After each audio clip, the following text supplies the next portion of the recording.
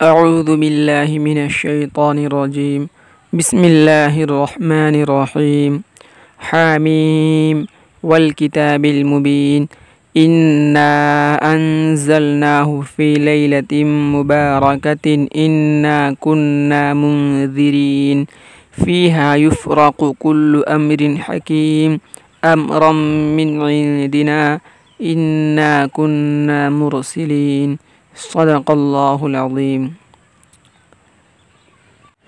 السلام علیکم ورحمۃ اللہ وبرکاتہ۔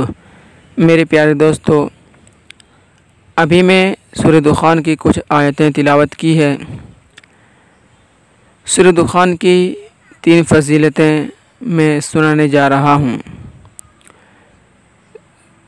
پہلی فضیلت، سرکار مدینہ صلی اللہ علیہ وسلم نے ارشاد فرمایا، جو شخص کسی رات میں سورہ دخان پڑھے گا تو صبح ہونے تک 70,000 فرشتے اس کے لیے دعائے مغفرت کرتے رہیں گے۔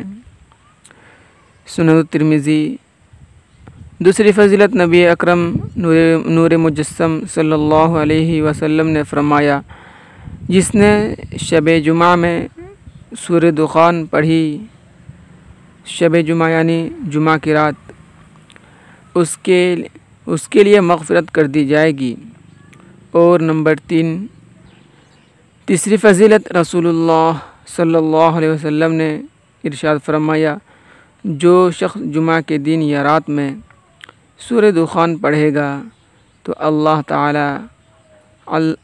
عز و جل جنت میں اس کے لیے ایک گھر بنائے گا۔